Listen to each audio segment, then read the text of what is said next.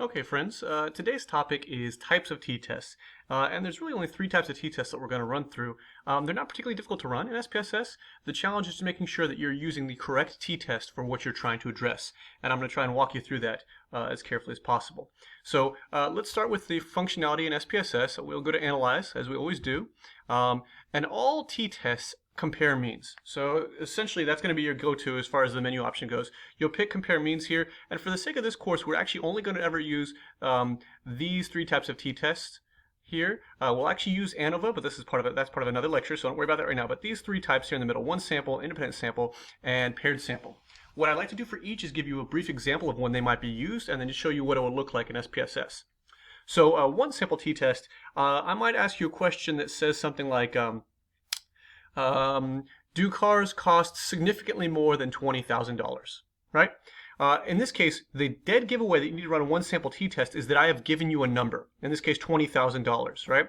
So I'm asking you, do cars cost significantly more than $20,000? And one thing I want to point out before we even start, if you look at price, the column for price, it is already in thousands. So for example, this is $26,990. So when I go to input the number 20,000, I don't actually have to put 20,000, I will just put 20. In correspondence to the fact that that variable is already in thousands. So let me show you one sample t-test. We've got price in thousands. We'll just move that variable over. I said, do they cost more than 20,000? And then the number that I have given you, that's the dead giveaway for running a one sample t-test, will go right here. You'll literally, for this case, you'll put 20. Do not put 20,000 because that column is already in thousands. And that's all you have to do. Just put it in that way, and then if you hit OK, what it has done is it'll tell you, okay, so cars on average cost about $27,000, just over $27,400 or so. All right. So you think, well, yeah, that's a significant amount, right? That's $7,500 more than 20,000, so it's probably going to be significant. So if we look down here, we look at our significance. There it is, right there.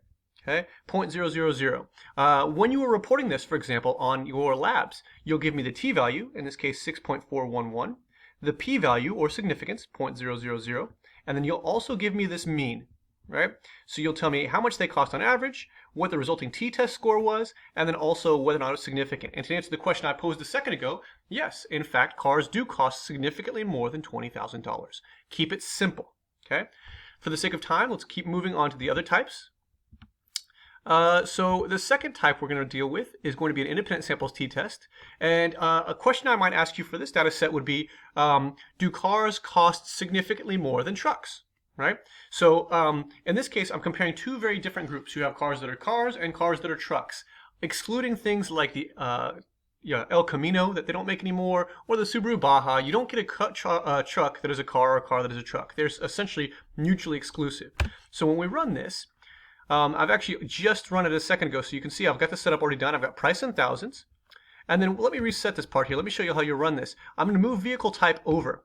But you'll notice it won't let me hit OK, because the vehicle type denotes car and truck. It won't let me hit OK because it doesn't know what to look for. Right? When I click the Define Groups button, it's going to tell me, okay, what is group 1 and what is group 2? You can try, but it won't let you. You can try and type in a word. I'm actually trying to type in cars right now, but it won't let you type in a word. SPSS doesn't recognize words, it recognizes numbers. So if you look at the column for vehicle type, 0 represents cars, 1 represents trucks. So what I'm going to do is I'm going to enter a 0 for one category, a 1 for the other category, and hit continue. And once I hit continue, my OK button lights up. All right. Now it knows, okay, well, if I see a 0, it's a car. If I see a 1, it's a truck. And I'm comparing it by price. All you got to do, okay? So hit OK. Let me minimize what we saw previously so you don't get confused.